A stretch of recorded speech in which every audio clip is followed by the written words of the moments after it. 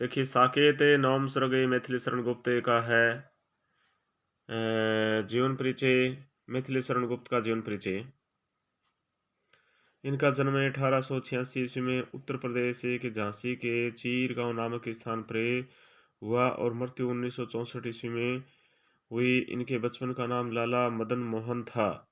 मैथिली शरण गुप्त के बचपन का नाम लाला मदन मोहन था। इसे बदलकर फिर इन्होंने मिथिला द्वीप नंदिनी शरण रखा और अंततः मैथिली शरण गुप्त कहलाए। मुंशी अजमेरी जी ने उनका मार्गदर्शन किया। आचार्य महावीर प्रसाद द्विवेदी के संपर्क में भी आए। उन्हें की कविताओं यानी खड़ी बोली मासिक सरस्वती में प्रकाशित होना प्रारंभ हो गई। इनके पिता कनक लता उपनाम से कविताएं लिखते थे। प्रारंभ में गुप्त जी की ब्रजभाषा की कविताएं कोलकाता से निकलने वाली देशोपकार पत्रिका में छपती थी। ये निम्न नामों से कविताएं लिखा करते थे: रसिकेश, रसिक बिहारी, रसिकेंद्र, मधुप, स्वदेश गुप्त जी। ऋषिकेश, रसिक बिहारी, ऋषिकेंद्र, मधुप और स्वदेश गुप्त जी। मैथिली शरण गुप्त की रचनाएं रंग में भंग 1909 में, जयद्रथवध 1910 में, भारत भारती 1912 में, पंचवटी 1925 में, झंकार 1929 में, साकेत 1931 में, साकेत 1931 में, यशोधरा 1932 में, द्वापर 1936 में, जय भारत 1952 में और विष्णु प्रिया 1957 में। साकेत नौम सर्गे वे दो वंशों में प्रकट करके पावनी लोक लीला। 100 पुत्रों से अधिक जिनकी पुत्रिया पूतशिला। त्यागी भी है शरण जिनके जो अनासक्त गेही। राजा योगी जय जनके वे पुण्य देही विदेही। पूतशिला यानी पवित्र। पूतशिला, पूत शब्द का अर्थ है पवित्र और पुत्र है। जन्म की पुत्रियां पूतशिला है अर्थात पुत्रों से भी अधिक है। संदर्भ: सीता कहती है कि अरे रे आ पहुंचे पिते पद भी मेरे। इन पंक्तियों के साथ है साकेत के अष्टम सर्गे की कथा समाप्त होती है। उर्मिला का प्रियतम से मधुर मिलन अक्षणिक ही होकर वहीं रुक गया। सीता अपने प्रियतम के साथ साकेत से चित्रकूट में आई एवं वही आकर सानंद रहने लगी, किंतु उर्मिला को अब भीषण वियोग सहना पड़ा। नौम स्वर्ग की सभी कथा उर्मिला के अश्रुओं से गिली है। सीता और उर्मिला के ही कारण जनक धन्य समझे गए हैं। व्याख्या यानी कि सीता और उर्मिला ने निम्मी और रघु दो वंशों में अपनी पावनी लोक लीला प्रकट की। निम्मी और रघु दो वंशों में,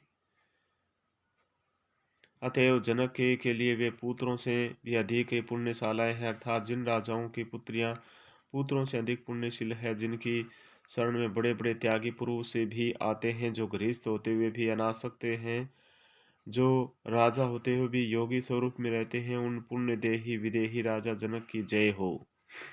छंद गीतिका 26 मात्राएं हैं। अलंकार विरोधाभास की व्यंजना है। विदेह का भौतिक अध्यात्म समन्वय चिंतन। इस छंद में राजा जनक की जय ध्वनि की गई है, साथ ही उर्मिला और सीता का भी महत्व स्थापित किया गया है। रस से छंदे में विदेह जनक की स्तुति मंगलाचरण के रूप में मान सकते हैं। तो ये मतलब सीता और उर्मिला, उर्मिला लक्ष्मण की पत्नी है, सीताराम की पत्नी। फिर विफले जीवन व्यर्थे बहा बहा, सर से दो पद भी न हुए हाहा। कठिन है कविते तो भूमि ही, पर यहाँ श्रम भी सुख सा रहा। जीवने सरस प्रवाह है, सर से मिस रस युक्त है। प्रसंग: उर्मिला का समस्त जीवन प्रिय वियोग के कारण व्यर्थ ही रहा, किंतु उसको ही वह सुख में जानकर व्यतीत करती है। कवि यहाँ अपने विनय और शील को अभिव्यक्त करता हुआ अपने को असफल कहता है। हे कविते, इस साकेत में तेरा समस्त जीवन व्यर्थ है, विफल ही रहा। उसमें दो पद भी सरस न हो सके, अतः यह सिद्ध है कि तेरी भूमि कठिन है, किंतु संतोष इसी में है कि इस श्रम में भी मुझे सुख है। उर्मिला को संबोधित करते हुए गुप्त जी कहते हैं कि हे उर्मिले, तेरा समस्त जीवन प्रिय वियोग के कारण व्यर्थ एवं विफल रहा है। उसमें सरस से अन्न से दृष्टिगत न हुआ, अर्थात मधुर मिलन न हो सका। अतः तेरा जीवन मात्र ही कष्ट है, किंतु तू इसे विलापमय जीवन में भी सुख का अनुभव करती है। इसमें कविता एवं उर्मिला दोनों के संबंध में एक ही बात कही गई है। अलंकार पर्याय जीवने और सरस में श्लेष से छंद आर्य। तुलसी सूर आदि महाकवियों ने भी अपनी कृति को असफल कहा है। कविते विवेक एक नहीं मोरे, सत्य कही लिखे कागद कोरे। तुलसीदास। उर्मिला को संबोधित करते हुए गुप्त जी कहते हैं कि तेरा हे उर्मिले, तेरा समस्त जीवन प्रिय वियोग के कारण व्यर्थ एवं विफल रहा। उसमें सर से अंश से दृष्टिगत न हुआ था, ते मधुर मिलन न हो सका। अतः तेरा जीवन मात्र ही कष्ट है, किंतु इसे विलापमय जीवन में भी सुख का अनुभव करती है। ठीक है। करुणे क्यों रोती है? उत्तर में और अधिक तू रोई मेरी विभूति है, जो उसको भवभूति क्यों कहे कोई। यानी शब्दार्थ उत्तरे भवभूति कृत उत्तर रामचरित नाटक के सीता निर्वासन की कथा। भवभूति नाटककार संसार की विभूति शिव जी के शरीर की भस्म। संदर्भ प्रसंग में गुप्त जी नवम सर्ग में गृहिणी उर्मिला के जीवन को कारुणिक बतलाते हैं। जिस प्रकार सीता का जीवन करुण रस की धारा बहाता रहा, उसी प्रकार उर्मिला भी करुण रस से पयोधि में पाठकों को निमग्न करने में समर्थ रही है। व्याख्या। अरे करुणे, तू इस उर्मिला चरित्र पर क्यों रोती है? इसके उत्तरे तू भी कुछ न कह करे अधिक रोने लगी। अर्थात उत्तर रामचरित नाटक में करुणा अधिक रोई है। इस रोने का कारण पूछा तो करुणा कहती है, उस नाटक की महत्ता मेरी विभूति के कारण ही संसार में हुई, किंतु उसे कवि भवभूति की विभूति कहते हैं। भवभूति संसार की विभूति नहीं, न शिव की विभूति है, वह तो मेरी विभूति है, अर्थात मेरा ही अभिन्न अंग है। अर्थात काव्य में सरसता जो मेरे करुण रस के कारण उत्पन्न होती है, उसे सभी लोग संसार की विभूति कहते हैं। विशेष यहाँ करुणा के प्रस्तुत प्रसंग के साथ साथ कवि उत्तर और भवभूति दो पदों के द्वारा भी यह भी बतला देता है कि उत्तर रामचरित नाटक में भवभूति कवि द्वारा वर्णित करुण रस इस सर्ग से अधिक है। करुणा का मानवीकरण अलंकार श्लेष और वक्रोक्ति छंद आर्य छंद है। अवध को अपनाकर त्याग से वंत पवन सा प्रभु ने किया। भरत ने उसके अनुराग से भवन में वन का वर्त लिया। संदर्भ एवं प्रसंग यानी कि राम एवं भरत के त्याग का वर्णन करते हुए गुप्त जी कहते हैं। व्याख्या। अच्छा, राम एवं भरत के त्याग का वर्णन करते हुए गुप्त जी कहते हैं, श्री रामचंद्र जी ने त्याग के कारण अयोध्या के प्रजावर को अपना लिया एवं चित्रकूट में निवास करके उसे तपोवन सा पवित्र कर दिया। इसी के साथ उन्हीं के पुनीत प्रेम में निमग्न होकर भरत ने राज्य भाव में वनवर्त को धारण किया। यहाँ राम से भी अधिक भरत के चरित्र को उच्च बतलाया गया है। मानस में भी तुलसी ने भरत के चरित्र को सराहा है। इस छंद में राम एवं भरत के चरित्रों कर्मों का कवि ने वर्णन किया है। राम के त्याग और अयोध्या वासियों के प्रति प्रेम का ज्ञान राम के इस कथन से होता है, तुम से प्यारा मुझे कौन, कातर न हो, अपना भी त्याग करूं तुम पर अहो। कोमलकांत पद्मावली का प्रयोग माधुर्य और प्रसाद गुण शैली का प्रयोग है। फिर स्वामी सहित सीता ने नंदन माना, सघन गहन कानन भी वन उर्मिला वधु ने किया। उन्हीं के हितार्थ निज उपवन भी अपने अतुलित कुल में प्रकट हुआ था। कलंक जो काला वह उस कुल बाला ने अश्रु सलील से समस्त धो डाला। यानी संदर्भ प्रसंग है, सीतापति राम एवं भरत का कर्म निश्चित करने के उपरांत कवि सीता और उर्मिला के संबंध में कहता है, यानी सीता ने अपने स्वामी श्री राम के साथ सघन एवं गहन वन भी नंदनवन सैदृश से सुखमय माना। सीता ने अपने स्वामी श्री राम के साथ सघन एवं गहन वन भी नंदनवन सैदृश सुखमय माना, किंतु इसके विपरीत अपने प्रियतम के कारण अपने राजोदान को वन सैदृश से कलेश कर उर्मिला ने समझ लिया, अर्थात प्रियतम के कर्म में विघ्न न हो। इसी कारण उन्हें राम के साथ भेजकर अपना सुखमय जीवन दुखी बना लिया। रघुवंश में राम वन गमन के कारण जो काला कलंक का धब्बा पड़ गया था, उसी कालिमा को उस कुल बाला उर्मिला ने मानो अपने अश्रुजल से प्रक्षालित कर दिया। उक्त छंद में उर्मिला के चरित्र को सीता की अपेक्षा अधिक उज्जवल बतलाया गया है। कुल कालिमा को हटाने के कारण उर्मिला का चरित्र और भी उज्जवल दृष्टिगत होने लगा। अलंकार स्वामी सहित सीता और सलील से समस्त में अनुप्रास अलंकार छंद आर्या है। फिर भूले अविद्य सुदे प्रिय से कहती जगती हुई कभी आओ, कभी सोती तो किंतु उठती वह चौंक बोल कर जाओ। अवधि नियत समय सुदे पाद। प्रियतम के वियोग से व्यथित बाला उर्मिला उन्मादिनी सी होकर विलाप करने लगी। कैसे? वियोगिनी उर्मिला 14 वर्ष की अवधि को भूलकर कभी कहती थी, हे प्रियतम तुम आओ, मैं तुमको बुलाती हूँ। किंतु कभी कभी जब वह सो जाया करती थी तो चौंक जाती थी और एकाएक कह उठती, जाओ। इस प्रकार वह अनजाने ही कहने लगती थी। उर्मिला की विरह जन्य वियोग की उन्माद दशा का चित्रण वह सूक्ष्म भावों की स्पष्ट अभिव्यक्ति है, सरल और सुबोध भाषा है। फिर मानस मंदिर में सती पति की प्रतिमा थाप, जलती सी उस विरह में बनी आरती आप। आंखों में प्रिय मूर्ति थी, भूले थे सब भोगे। हुआ योग से भी अधिक उसका विषम वियोग। 8 पहर 64 घड़ी स्वामी का ही ध्यान, छूट गया पीछे स्वयं उससे आत्मज्ञान। स्थापित कर प्रतिमा मूर्ति। विरहानलय विदग्धा बाला उर्मिला अपने प्रिय आराध्य लक्ष्मण के ध्यान में लीन हो गई थी। वह उसी के हेतु सब कुछ त्याग उसी में निमग्न थी। गुप्त जी का हृदय स्पर्शी तथ्य को व्यक्त करते हुए कहते हैं, वह सती उर्मिला अपने मन रूपी मंदिर में अपने पति देव की प्रतिमा स्थापित करके स्वयं उनके विरह में प्रज्वलित होती हुई आरती स्वरूप बन गई थी। वह सती उर्मिला अपने मन रूपी मंदिर में अपने पति देव की प्रतिमा स्थापित करके स्वयं उसके विरह में प्रज्वलित होती हुई आरती स्वरूप बनी हुई थी। लक्ष्मण के विरह में व्यथित है, उसके नयनों में केवल प्रिय मूर्ति थी, अन्य कुछ दिखलाई ही क्यों देता। उसने सभी सुख भोग भुला दिए, किसी भी सुख देने वाली वस्तु में से आनंद नहीं आता। इस प्रकार उसका विषम योग योग से भी अधिक कष्टकर था। उस बाला को 8 प्रहर 64 घड़ी अर्थात रात दिन अपने स्वामी लक्ष्मण का ही ध्यान रहता था। इस तल्लीनता के कारण उसका आत्मज्ञान भी स्वयं समाप्त हो गया। विशेष प्रियतम के वियोग में उर्मिला की अवस्था जलती हुई निराजना के सदृश हो गई।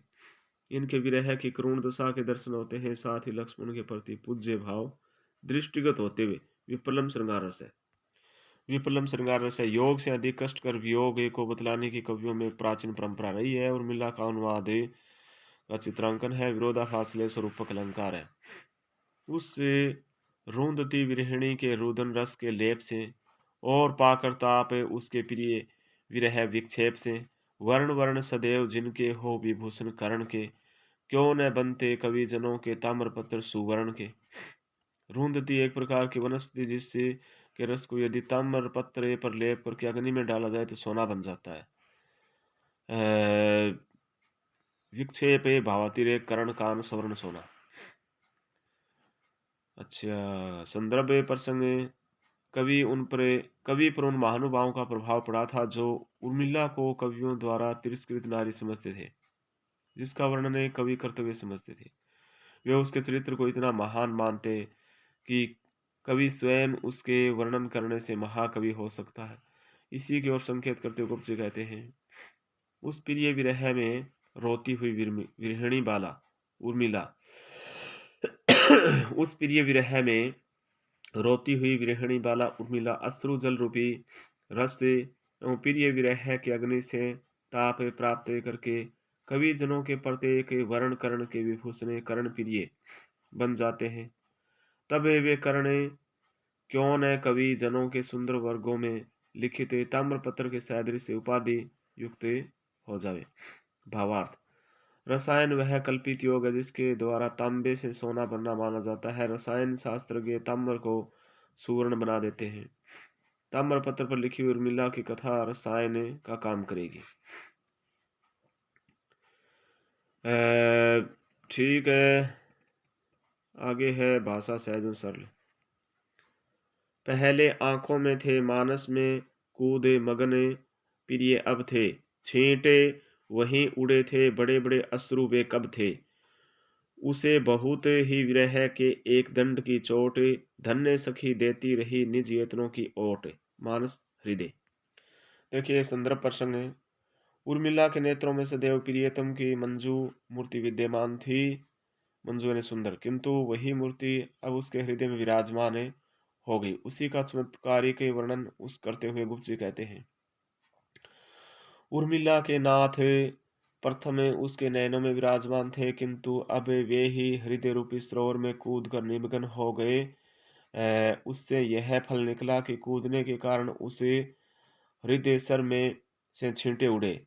वे ही बड़े बड़े अश्रु के रूप में नेत्र मार्ग से निकलने लगे। विरह बेला की एक घड़ी उससे युग सदृश से अधिक समय वाली प्रतीत होती थी। उसे उर्मिला को विरह रूपी एक अक्षणे दंड की चोट भी अधिक दुखदायी लगती थी। वे सखियां धन्य थी जो अपने यत्नों से उसे बचाया करती थी, विरह बेला का ज्ञान नहीं होने देती थी। ठीक है। मिलाप था दूर अभी धनी का, विलाप ही था बस का बनी का। अपूर्व आलाप वही हमारा, यथा विपंची दिरदार दारा। धनी पति बनी न विवाहिता, विपंची वीणा आलाप तान। यानी कि 14 वर्षों की विरह अवधि को पार करने वाली नायिका उर्मिला का वर्णन करते हुए गुप्त जी कहते हैं, उस उर्मिला के लिए स्वामी लक्ष्मण का मिलाप अभी दूर था, उसके लिए केवल विलाप करना ही शेष था। अतः आलिया सखिया कहती है कि जिस प्रकार एक सितार पर दिलदार धारा की ध्वनि समय व्यतीत करने में हो सकती है, उसी प्रकार हम भी अपने अपूर्व आलाप में समय व्यतीत करती रहेंगी। ठीक है। दृष्टांत अलंकार। फिर सिंचे ही बसे माली ने, कलश ले कोई न ले कर्त्री। साखी फूले फूल फले यथेच बढ़ के, फैले लताएं हरी। क्रीड़ा कानन शैल यंत्र जल से सिक्त होता रहे। मेरे जीवन का चलो सखी वहीं सोता भिगोता बहे। कर्त्री कंची, साखी वृक्ष, यथेच इंछा से ससिक्त भिगा हुआ। यानी फिर ये विरह से विक्षुब्ध उर्मिला रानी अपने राजउद्यान में बैठकर मालिनों को आदेश देती हुई अपने सखियों से कहती है, अरे आलियो सखियों, आज उपवन की मालिनों को आदेश दीजिए कि वे वक्ष एवं पादपों को केवल कलश से सींचती रहे। कोई भी हाथ में कर्तरी न ले, कैंची न ले। मेरी इच्छा है वृक्ष यथेष्ट रूप से फूले फले, आगे बढ़कर उनकी हरी बदरियां फैलती रहे। हमारा क्रीड़ा काना शैल यंत्र जल फवारे से देव संचित होता रहे। हे सखी, मेरे जीवन जल का स्रोत इसी प्रकार से जल में बना रहे। छंद है शार्दुल विक्रीड़तम। क्या क्या होगा साथ मैं क्या बताऊं, है ही क्या हाँ आज जो मैं जताऊं। तो भी तुल्ली पुस्तिका और विरह चौथी मैं हूँ, पांचवी तू प्रवीणा। तुल्ली तुल्ली का प्रवीण चतुर। संदर्भ में प्रसंग उर्मिला अपनी सखी से कहती है, अरे सखी, तुझे मैं क्या बताऊं, इन विषम परिस्थितियों में मेरा कोई भी साथी नहीं है। मेरी संगिनी केवल तुल्लिका, पुस्तिका तो चित्र निर्माण के हेतु, वीणा बजाने के लिए है। एक मैं और एक तू, ये ही मेरी सहचरी है। ठीक है। उर्मिला की कला प्रवीणता का वर्णन है। ठीक है। आगे है देखिए इसमें, हुआ एक दुस्वप्न सा सखी कैसा उत्पात, जगने पर भी वह बना वैसा ही दिन रात। खान पान तो ठीक है पर तदंतर हाय, आवश्यक विश्राम में जो उसका कौन उपाय। वे विरह व्यथित नायिका रात दिन चैन से नहीं रह पाती। उसे यह रात्रि में ही दुख रूप दिखते हैं, जिसके कारण जगने पर रात दिन एक सा व्यतीत होता है। उसी को कवि यहाँ देखता है। उर्मिला अपनी सखी से कहती है, हे सखी, आज बड़ा उत्पात हो गया। मुझे रात्रि को एक 200 रुपये दिखाई पड़ा, जिसके कारण जागने पर रात दिन एक सा ही व्यतीत होने लगा। अरे सखी, खाने पीने में जो उसमें दूसरों के संपर्क में व्यतीत हो जाता है वही सुख कर रहता है, उसके अनंतर पुनः हाय ही रह जाती है। रात एवं दिन दोनों समय आवश्यक विश्राम जब मैं करती हूँ, तब मुझे प्रिय का ध्यान आ जाता है और मेरा वह समय युग के समान हो जाता है। मेरी दृष्टि में उसका कोई उपाय नहीं है। वियोग का चित्रण भाषा सरल सुबोध है। अरि व्यर्थ ही अरि व्यर्थ है व्यंजनों की बड़ाई, हटा था ले तू क्यों इसे आप लाई। वही पाक है जो बिना भूख भावे, बता किंतु तू ही उसे कौन खावे। बनाती रसोई सभी को खिलाती, इसी काम में आज मैं तृप्ति पाती। रहा किंतु मेरे लिए एक रोना, खिलाऊं किसे मैं अल्लोना सलोना। व्यंजन भोजन, बड़ाई प्रशंसा, तृप्ति संतुष्टि। संदर्भ एवं प्रसंग, उर्मिला सखी से वार्तालाप कर रही, बातचीत कर रही है। उसी समय भोजन का समय हुआ। दासी व्यंजनों का थाल लेकर उसके पास आई एवं व्यंजनों की प्रशंसा करने लगी। उसको उत्तर देती हुई उर्मिला कहती है, अरे सखी, मैं प्रिय विरह के कारण दुखित हूँ। मुझे खाना पीना कुछ भी अच्छा नहीं लगता, अतः मेरे समक्ष व्यंजनों की बड़ाई करना उचित नहीं। तू बिना पूछे इस भोजन के थाल को यहाँ क्यों ले आई। पकवान वही कहा जाता है जो बिना भूख के भाता है, किंतु जब भूख नहीं है तो उसको कौन खाएगा। मैं पूर्व काल में सभी को स्वयं अपने करों से, हाथों से रसोई बनाकर खिलाती थी। उस समय मैं इसी भोजन बनाने के कार्य में संतोष लाभ करती थी। अब तो प्रिय विरह के कारण केवल रोना मात्र रह गया है। मेरे जो स्वामी ही नहीं है, तो मैं किसके लिए सुंदर सुंदर व्यंजन बनाकर खिलाऊं। देखिए, वन की भेंट मिली है, एक नहीं वह जड़ी मुझे जीजी से। खाने पर सखी जिसके गुड़ गोबर स्व लगे, स्वयं ही जी से। रस है बहुत परंतु सखी विष है विषम प्रयोग, बिना प्रयोगता के हुए यहाँ भोग ही रोग। जीजी बहन, गोबर सा स्वादहीन, भोग सुख। भाई, चित्रकूट से लौटने पर सीता ने एक जड़ी बूटी उर्मिला को प्रदान की। चित्रकूट से लौटने पर ना सीता ने एक जड़ी बूटी उर्मिला को प्रदान की, जिसके खाने से भूख प्यास सभी शांत हो जाती थी। इसका उल्लेख करती उर्मिला कहती है, वनोपहार स्वरूप में जीजी सीता से एक नवीन जड़ी बूटी में लाई थी, जिसके कारण मुझे भूख प्यास भी नहीं लगती। अतः हे आली, हे सखी, जिसके कारण भोजन गुड़ गोबर प्रतीत होता है, स्वादहीन प्रतीत होता है। अरे सखी, इस भोजन में बहुत रस है, किंतु मुझे प्रिय वियोग में यह विषय प्रयोग सदृश से दुख कर प्रतीत होता है, क्योंकि बिना प्रयोगता के भोग भी रोग सदृश से होता है। ठीक है। लाई है अक्षीर, अक्षीर यानी दूध, क्यों तू हठ मत करियो। मैं पीऊंगी न आली, मैं हूं क्या हाय। कोई शिशु सफल उठी हठी, रंक भी राज्यशाली। माना तूने मुझे है तृण विरहिणी, वीर के साथ ब्याह।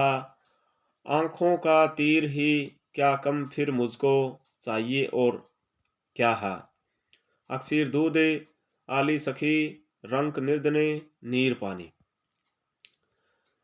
विप्रिय विरह विक्षुब्धा बाला वियोगिनी। उर्मिला व्यथित होने के कारण भोजन नहीं करना चाहती है एवं धात्री को वापसी कर देती है। तदंतरे दासी दूध लाती है, केवल पेय पानार्थ आग्रह करती है। उर्मिला उसका भी निषेध कर देती है। वह कहती है, क्या कहती है, अरे आली, अरे सखी, तू मेरे लिए दूध क्यों लाई है। मुझसे इसके लिए हठ मत करे। मैं पेय पान नहीं करूंगी, दूध का पान नहीं करूंगी। तू क्यों हठ करती है। तू सोचती होगी, अरे मैं क्या हूं, केवल सफल हठी शिशु। नहीं मैं स्त्री राज्यशाली रंक भी हूँ, अतः हठ उचित है। तूने मुझे जब तृण विरहिणी मान लिया है एवं एक वीर वधू समझ लिया है, उभय प्रकारेण मुझको अब क्या चाहिए? केवल नयने नीर ही क्या मुझको कम है, अर्थात रुदन पर्याप्त है। फिर है, चाहे फटा फटा हो मेरा अंबर ऐशून्य है आली, आकर किसी अनिल ने भला यहाँ धूली तो डाली। धूली दूसर है तो क्या, यो तो मरने मात्र गात्र भी, वस्त्र ये वल्कलों से तो हैं सुरम में सुपात्र भी। फटते हैं मैले होते हैं सभी वस्त्र व्यवहार से, किंतु पहनते हैं क्या उनको हम सब इसी विचार से। पीऊं ला खाऊं ला सखी पहन लूं ला सब करूं, जीऊं मैं जैसे हो ये अवधि का अर्णव तरूं। कहे जो मानू सो किस विधि बता धीरज धरूं, अरि कैसे भी तो पकड़ प्रिय के वे पद मरूं। अंबरे वस्त्र, ऐसुन्ने भरा, अली सखी होता है, अनिल वायु, मरण मात्रे मिट्टी का पात्र, सुरम्य सुंदर, अर्णव सागर, पदे चरण।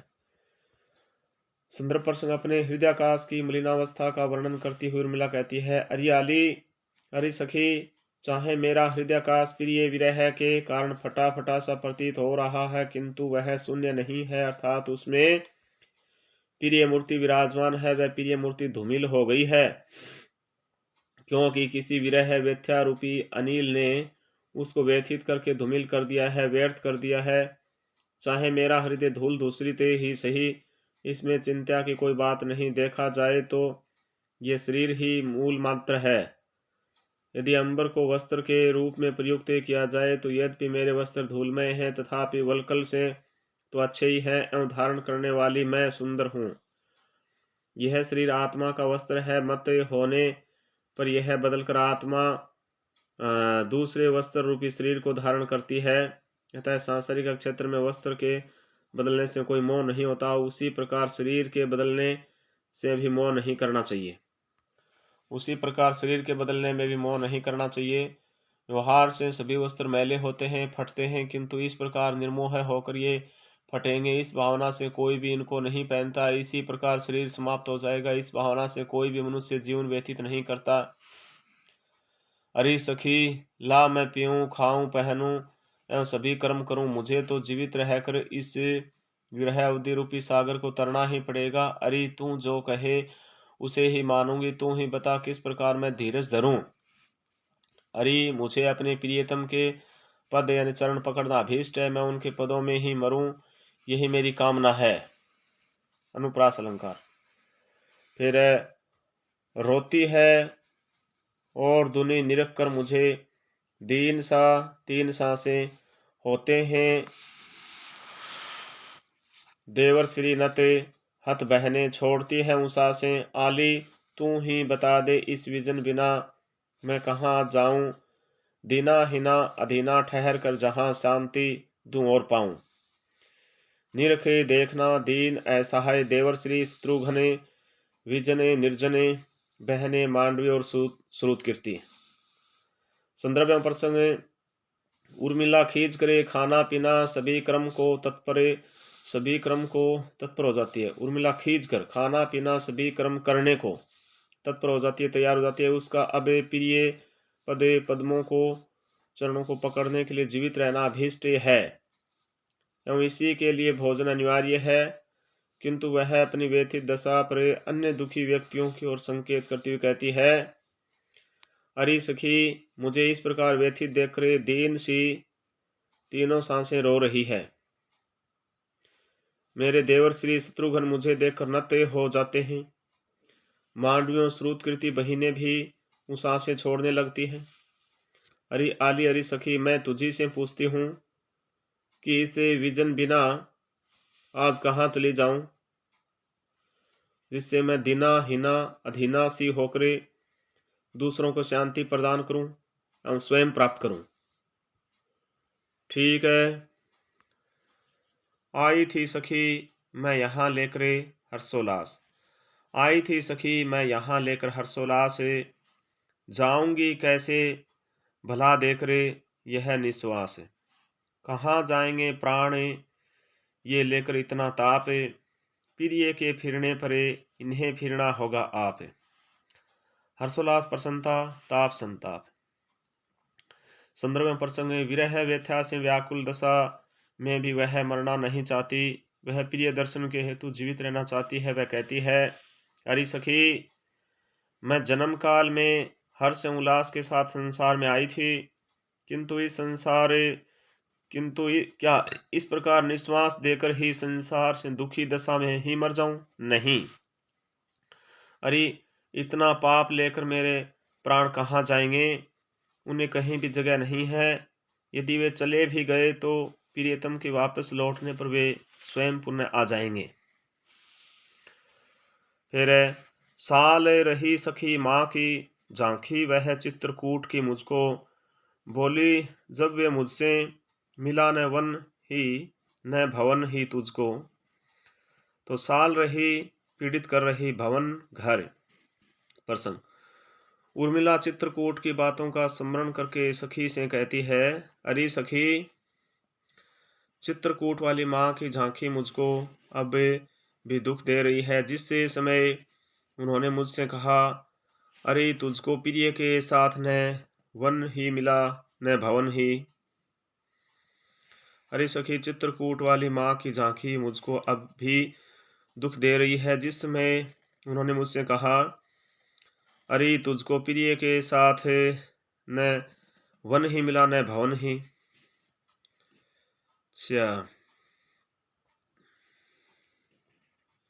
प्रसाद और माधुर्य गुण संपन्न से लिए जाते तथा जामाता समान ही माने तात थे आए, पर निज राज्य न मंजली माता को वे प्रदान कर पाए।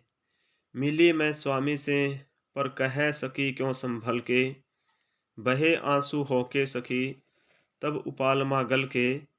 उन्हें हो आई जो निरखे मुझको नीरव दया, उसी की पीड़ा का अनुभव मुझे हा रह गया। जात बेटा जामाता दामाद तात पिता उपालम उलाहना नीरव शांत्या मौन। देखिए उर्मिला संदर्भ में प्रसंग है। उर्मिला चित्रकूट में आए हुए राजा जनक के मनोभावों का वर्णन करती हुई कहती है, मेरे पिता राजा जनक उनको पुत्र एवं जामाता दोनों ही समझकर वहां आए थे, किंतु मजली माता केकई अपना राज्य न दे सके। मैं चित्रकूट में स्वामी से मिली थी, किंतु उसने कोई भी बात सावधानी से न कह सकी। मेरे हृदय जो उपालम भरा हुआ था एवं जिनको मैं उनसे कहना चाहती थी वह सब अश्रु बनकर ही रह गया। मैंने जब उनको वनवासी में विलोका तो मेरा हृदय दयार्द्र हो उठा, अतः केवल उसी की पीड़ा का मुझे अनुभव हुआ, शेष भूल गई। फिर न कुछ कह सकी अपनी न उन्हीं की पूछ मैं सकी भय से, अपने को भूले वे मेरी ही कह उठे सखेद हृदय से। संदर्भ में प्रसंग चित्रकूट मिलने पूर्ण रूपेण न होने से उस विषय में पश्चाताप करती उर्मिला कहती है, अरे सखी मैं उसे समय भय के कारण न तो अपने मनोभावों का व्यक्ति कर सकी एवं न उनसे कुछ पूछ सकी जिससे उनकी बात ज्ञात होती। वे तो अपने आप को भूले हुए थे, वे मेरी ही बात सहसोख हृदय से कहने लगे। फिर मिथिला मेरा मूल है और अयोध्या फूल, चित्रकूट को क्या कहूँ रह जाती है भूल। सिद्ध शिलाओं के आधारे ओ गौरव गिरी ऊंचे उदारे, तुझ पर ऊंचे ऊंचे झाड़े तने पत्थर में छत्र पहाड़े। क्या अपूर्व है तेरी आड़, करत है बहु जीव विहार, ओ गौरव गिरी ऊंचे उदार। चित्रकूट मिलन की बात कह करे उर्मिला को उस गिरी तटवर्ती वन प्रदेश का स्मरण हो आना ही स्वाभाविक है। वह उसी भावना से प्रथम चित्रकूट को क्या कहे उसे सोचती है। पुनः उस गिरी की प्रशंसा करने लगती है। चित्रकूट के प्रति आशंका करती उर्मिला कहती है, क्या कहती है? अरे सखी, मैं अपने जीवन रूपी वीरवा की जड़ें मिथिला प्रदेश मानती हूँ, जहाँ इसकी उत्पत्ति हुई है। विरह की जड़, अच्छा। साथ ही इस वीरवा का विकास जीवन का यौवन काल साकेत में हुआ है। अतः वह उस वीरवा का फूल है। साकेत अयोध्या में। किंतु मैं बार बार यह भूल जाती हूँ कि चित्रकूट को क्या कहूँ। उससे मेरे जीवन का क्या संबंध है रे चित्रकूट? तू सीधे शिलाओं का आधार है, अर्थात तेरे वक्ष स्थल पर ऐसी शिलाएं विद्यमान हैं जिस पर रहने वाले व्यक्ति सिद्धि प्राप्त कर लेते हैं। अतएव वे शिलाएं कहलाती है एवं तू पर्वतों में गौरव प्राप्त किए हुए है। तू अति उच्च उद्धार है, कारण कि सभी को आश्रय दान देता है। तेरे वक्ष स्थल पर उच्च वृक्ष से सुशोभित है, जिनके तने एवं पत्र पहाड़ के छत्रे सम प्रतीत होते हैं। तू बीच बीच में रोक या व्यवधान उपस्थित करता है, जो अति अपूर्व है। उसी आड़ के कारण अनेक जीव कानन में विहार करते हैं। अरे अतः ओ चित्रकूट, तू गौरव में चित्र उद्धार है। ठीक है। गिरकर तेरे चारों ओर करते हैं घन क्या ही घोर, नाच नाच गाते हैं मोर, उठती है गहरी गुंजार। ओ गौरव गिरी उच्च उदार, नहलाती है नभ की वृष्टि, अंग पहुँचती आतप सृष्टि। करता है शशि शीतल दृष्टि, देता है ऋतुपति श्रृंगार। ओ गौरवगिरी उच्च उदार। संदर्भ में प्रसंग चित्रकूट मिलन की बात कहकर उर्मिला को उस गिरी तटवर्ती वन प्रदेश का स्मरण हो आना ही स्वाभाविक है। वह उसी भावना से प्रथम चित्रकूट को क्या कहे उसे सोचती है, पुनः उस गिरी की प्रशंसा करने लगती है। चित्रकूट के प्रति आशंका करती उर्मिला कहती है, अरे चित्रकूट, तेरे चारों ओर घने घने घिरकर अतीव शोभा उत्पन्न करते हैं। अरे चित्रकूट, तेरे चारों ओर घने घिरकर अतीव शोभा उत्पन्न करते हैं, जिनको देखकर मोर आनंद से नाचने और गाने लगते हैं। उन मयूरादिक पक्षियों की गहरी गुंजार उस वन प्रदेश में गुंजित हो जाती है। अतएव तू गिरों में गौरवता प्राप्त करने वाला उच्च उद्धार पर्वत है। अरे चित्रकूट, समस्त प्रकृति तेरी अर्चना में लगी रहती।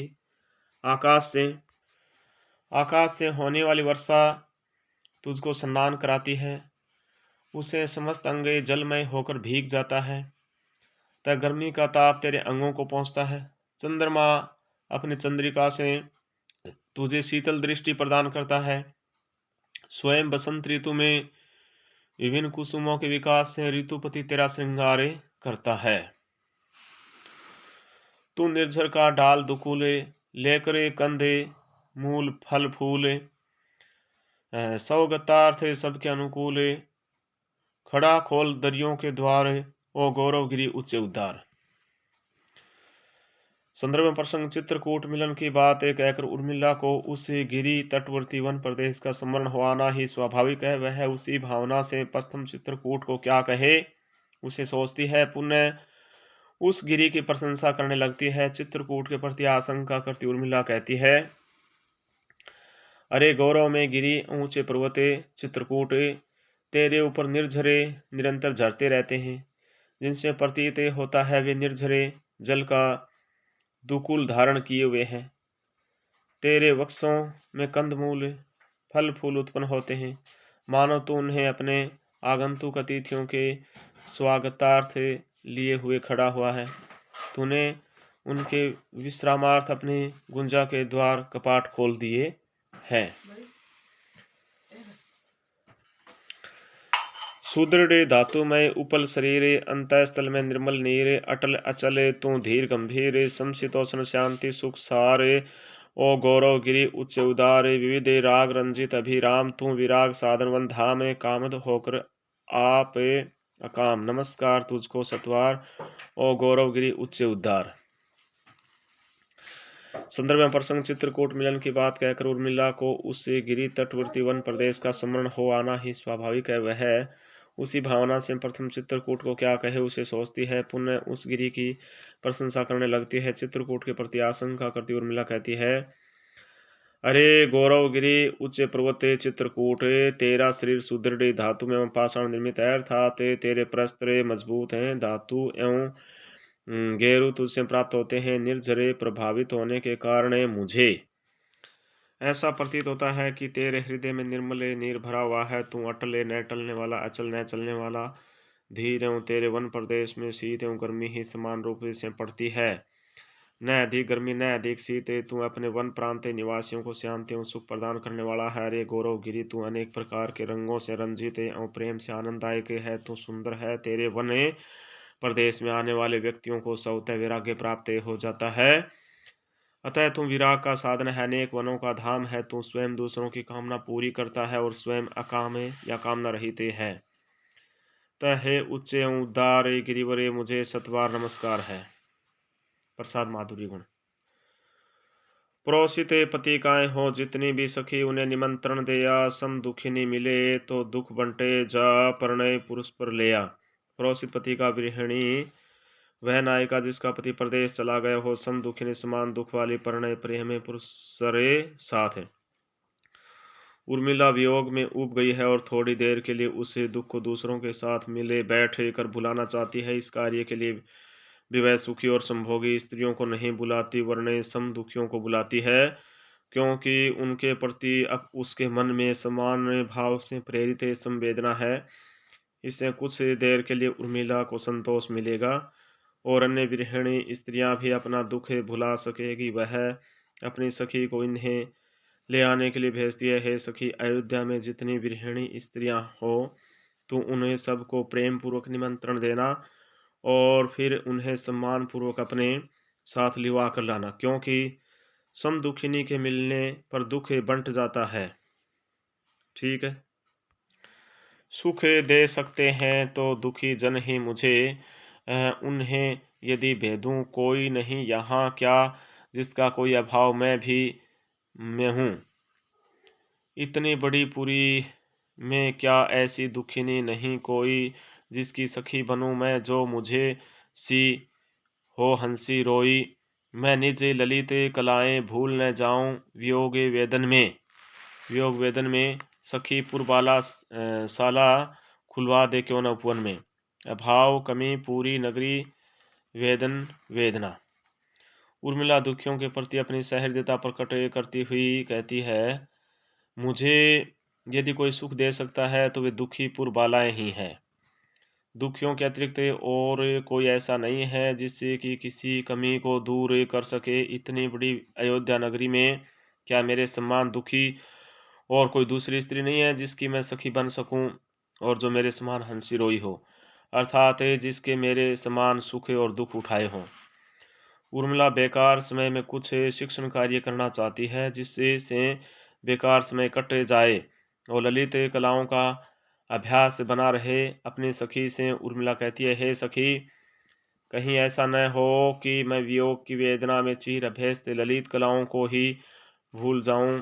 अतः तू हमारे उपवन में नगर की स्त्रियों की पाठशाला खुलवा दे, जिनको पढ़ाने में समय का सदुपयोग होता रहेगा, अर्थात तथा मेरी कलाओं का अभ्यास बना रहेगा।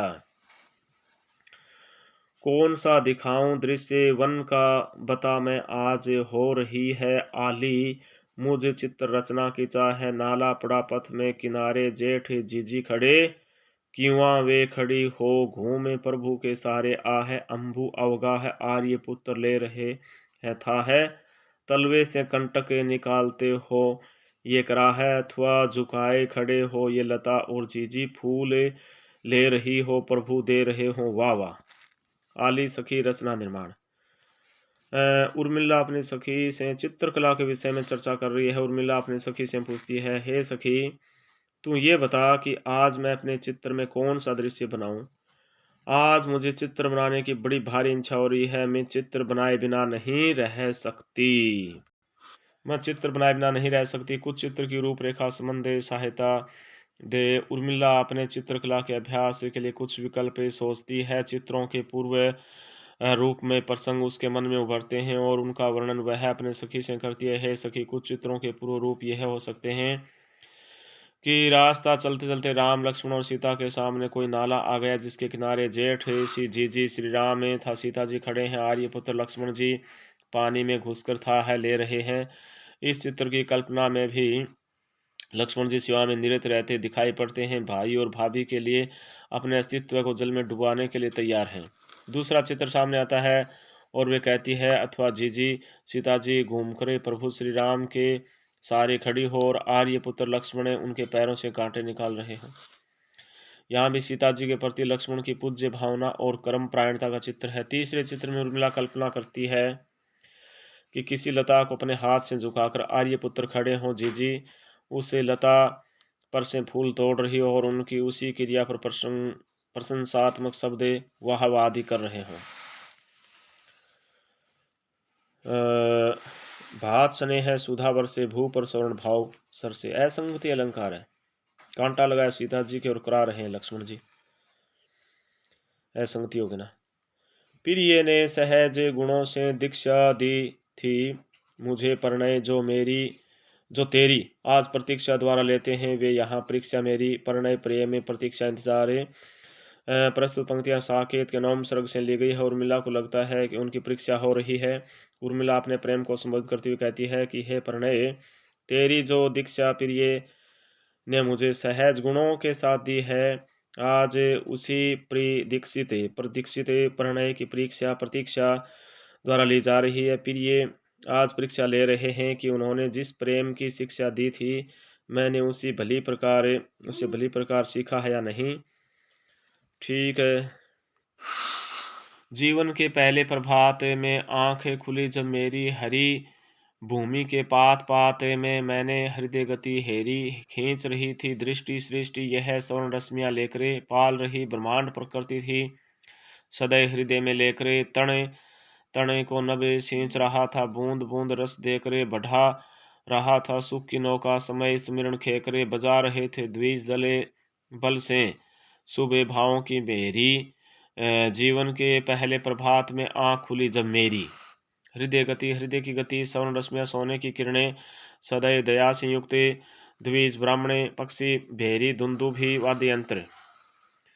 संदर्भ प्रसंग इस गीत में उर्मिला अपनी सखी से उन्हीं दिनों का वर्णन कर रही है जब उसके भी जीवन में नव यौवना गमन के साथ प्रियतम के से मिलन का सुख उपलब्ध हुआ था। व्याख्या, हे सखी, जब जीवन के पहले प्रभात में मेरी आंखें खुली अर्थात यौवन में पति का आनंददायक सानिध्य मिला तो मैंने अपने हृदय के कोमल भावों का प्रसार हरी भूमि के पत्ते तक देखा। ये सुनहरी किरणों से मंडित सृष्टि मुझे बरबस आकर्षित कर रही थी। ऐसा प्रतीत होता था मानो यह प्रकृति सदैव मन से इस ब्रह्मांड को पाल रही थी। आकाश बूंद बूंदे रस लेकर अर्थात ओस कणों के माध्यम से धरती के तृण तृण को सींच रहा था। समय रूपी वायु सुख की नौका को खेकर आगे बढ़ा रहा था। तात्पर्य यह है कि समय की गति के साथ साथ मेरे सुख बढ़ते चले जा रहे थे। पक्षियों का मधुर समूह मधुर स्वरों से चहचहाते हुए मानो सुख भावों की दुंदुभी बजा रहे थे अर्थात पूरा परिवेश सुखमय था। वह जीवन मध्याह्न सखी जब श्रांति क्लांति जो लाया, खेद और परस्वेद पूर्ण यह तीव्र ताप है छाया, पाया था सो खोया हमने क्या खोकर क्या पाया, रहे न हमें राम हमारे मिली न हमको माया, ये विषाद व हर्ष कहाँ अब देता था जो फेरी, जीवन के पहले प्रभात में आँख खुली जब मेरी। जीवन मध्याह्न जीवन के दोपहरी व्यथावरण जीवन श्रांति क्लांति खेद व थकावट परस्वेद पसीना। इन पंक्तियों में उर्मिला अपने जीवन के मध्याह्न अर्थात विषाद में समय का हृदय स्पर्शी वर्णन कर रही है। जिस प्रकार दो पैर होने पर धूप व ताप बढ़ने से थकावट होने लगती है, शरीर पसीने से तर हो जाता है, उसी प्रकार मेरे जीवन की दोपहरी भी वियोग जने व्याकुलता वह हताशा लाई है। पति के प्रसंग में जीवन का जो आनंद व उल्लास मैंने पाया था वह अब खो चुका है। ये विचारणीय है कि वह सब खोकर हमने क्या पाया। हमारे राम भी हमारे बीच न रहे और जिस राज सिंहासन हेतु ने वन भेजा गया था उसका भोग भी कोई नहीं कर रहा। यहाँ माया मिलन राम की प्रतीक्षा है। अब तो हमारे जीवन में विषाद व्याप्त हो गया है। वह प्रसन्नता अब दिखाई नहीं देती जो राम सीता और प्रियतम के यहाँ होने पर मिलती थी। वह कोयल जो कूक रही थी आज हूक भरती है, पूर्व और पश्चिम की लाली रोज से वृष्टि करती है, लेता है निश्वास से समीरण सुरभि धुली चढ़ती है, उबले सूखती है जलधारा यह धरती मरती है, पत्तर पुष्प सब बिखर रहे हैं, कुशले न मेरी तेरी, जीवन के पहले प्रभात में आँख खुली जब मेरी, भूख बढ़ती है पीड़ा संक्रांति है, रोष वृष्टि क्रोध शिव की वर्षा, निश्वास आहे स्मिरण हवा सुरभि सुगंध। वे वियोगावस्था में विरहिणी को कुछ भी नहीं बाता है, जो कोयल पहले प्रसन्नता से कूकती थी जिससे सवरे कर्ण प्रिय थे, अब वह हूक भरती है, पूर्व और पश्चिम की लाली अर्थात मोर की लालिमा, भोर की लालिमा और संध्या के समय की रक्तिमा जो पहले आंखों को शीतलता प्रदान करती थी, अब गृहिणी को ऐसा प्रतीत होता है कि मानो क्रोध की वर्षा कर रही हो। मनोस्थिति मनोदशा के अनुरूप ही प्रकृति सुहावनी व कष्टकारी प्रतीत होती है। उर्मिला भी पति के अभाव में दुखी है, इसलिए उसे कुछ भी नहीं भाता।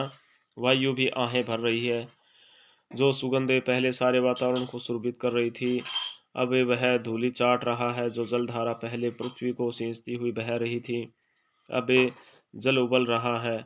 धारा क्षीण हो गई है, बिना सिंचाई के पृथ्वी सूख रही है। हरियाली के आधार पत्ते व फूल झड़ गए हैं। वास्तविकता यह है कि इस तेज दोपहरी के कारण किसी की भी कुशलता नहीं है।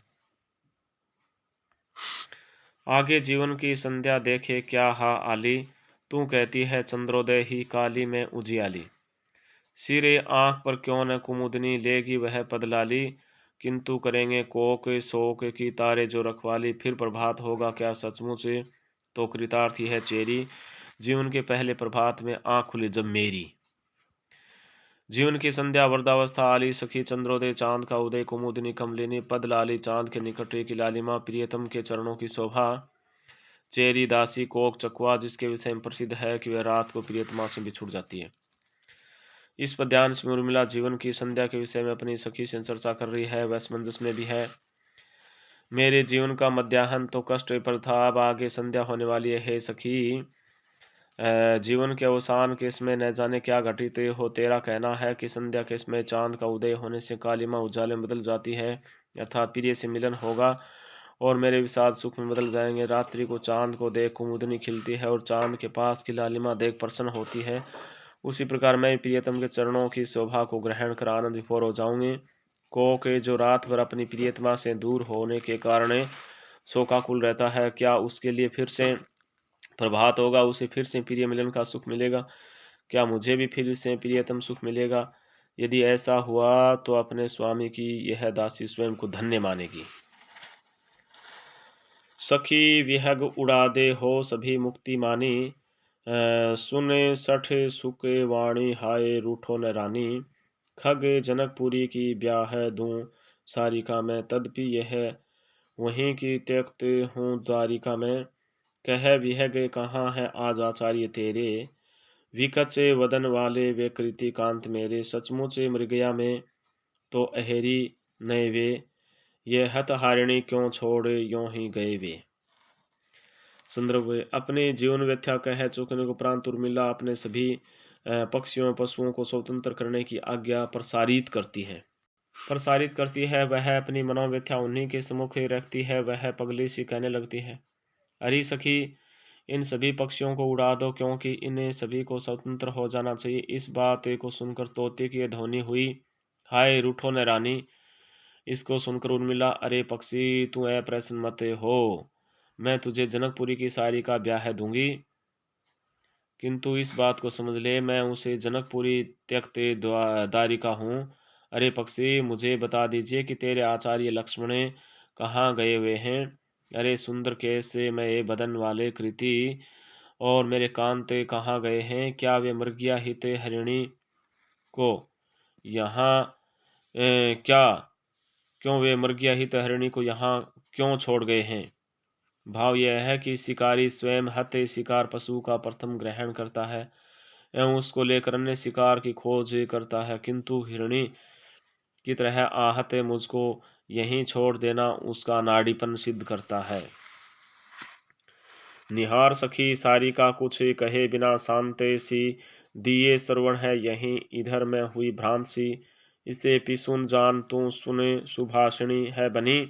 धरो खगी किसे धरूं धृति लिए गए हैं धनी। मैना की ओर इंगित करती उर्मिला अपनी सखी से कहती है, अरे सखी देख ते इस सारिका को देख। वह मेरे द्वारा बिना कुछ कहे हुए ही यह शांति सी प्रतीत होती है, किंतु मेरी बात सुनने के हेतु इधर ही कान लगाए हुए है। अरे सखी देख तो इसे सारिका को देख, वह मेरे द्वारा बिना कुछ कहे ये शांत सी प्रतीत होती है, किंतु मेरी बात सुनने के हेतु इधर ही कान लगाए हुए है। इस आकृति को देखकर मैं स्वयं भ्रांत सी हो गई हूँ। इस समय सुभाषिणी बनी हुई हूँ, किंतु इसे तू पिसुन मात्र समझ। अरे मैं किसको धारण करूं? मेरे धनी तो धैर्य जिसे धारण करना पड़ता है स्वयं ले गए हैं। तुझ पर मुझ पर हाथ फेरते साथ यहाँ ससक विदित है तुझे आज वे नाथ कहाँ। तेरी ही प्रिय जन्मभूमि में दूर नहीं, जा तू भी कहना कि उर्मिला क्रूर नहीं। उर्मिला ससक को संबोधित करती हुई कहती है, अरे सैसक क्या तुझे विदित है कि तेरे वे नाथ कहाँ हैं, जो एक साथ ही तुझ पर एवं मुझ पर हाथ फेरा करते थे? तुझे पता नहीं तो मैं बताऊं कि वे तेरी प्रिय जन्मभूमि कानन में ही गए हैं, दूर नहीं गए हैं। तू वहीं चला जा एवं उनसे कहना कि क्रूर उर्मिला वहीं पर विराजमान है। मानवी कर्ण अलंकार। लेते गए क्यों न तुम्हें कपोत वे, गाते सदा जो गुण थे तुम्हारे, लाते तुम्ही हाँ प्रिय पत्र पोते वे, दुखाब्दी में जो बनते सहारे। उर्मिला कपोत को संबोधित करती हुई कहती है, अरे कपोत गणे वे नाथ तुमको साथ क्यों न लेते गए? यहाँ तो वे तुम्हारे गुण गाया करते थे, तुम ही हमारे उन प्रिय पत्र को लाया करते थे जो हमारे दुखांदी में पोत स्वरूप सहारे बनते थे। मानवी कर्ण अलंकार। औरों की क्या कहिए निज रुचि ही एकता नहीं रखती, चंद्राम तय पीकर तू चकोरी अंगार है चकती। उर्मिला चकोरी से कहती है, अरे चकोरी मैं औरों के संबंध में क्या कहूँ, तू अपनी रुचि में ही एकता नहीं रखती। क्यों? क्योंकि तू चंद्रामृत पीकर स्वयं अंगार सकती हो। विहग उड़ना भी ये हो बद भूल गए अये, यदि अब इन्हें छोड़ूं तो और निर्दयता दे, परिजने इन्हें भूले ये भी उन्हें सब हैं भये, बस अब हम साथी संगी सभी इनके रहे। विहग पक्षी बद बंदी परिजन पक्षियों के अपने साथी दया का संबोधित रूप संदर्भ प्रसंग पूर्वक अपने कक्ष के बंदे पक्षियों को मुक्त करने के विषय में सोचती उर्मिला कहती है, अब यदि मैं इन पंक्षियों को मुक्त भी कर दूं तो हे सखी ऐसा लगता है ये उड़ेंगे नहीं, क्योंकि दीर्घ अवधि से पिंजड़ों में बंद पड़े रहने से ये उड़ना भूल गए होंगे। इसके अतिरिक्त ये अपने परिवार के अन्य सदस्यों की और वे इन्हें भूल गए होंगे। ऐसी दशा में छोड़ना एक प्रकार से इनके प्रति निर्दयता होगी। आखिरकार ये जाएंगे कहाँ, क्योंकि इनके साथी तो उड़कर न जाने कहाँ पहुँच गए होंगे। अब तो हम ही इनके संगी साथी हैं, इनके सभी कुछ हम ही हैं, अतः इन्हें मुक्त करना सूकर व सहज नहीं। भाषा परिष्कृत और प्रांजल है। ठीक है।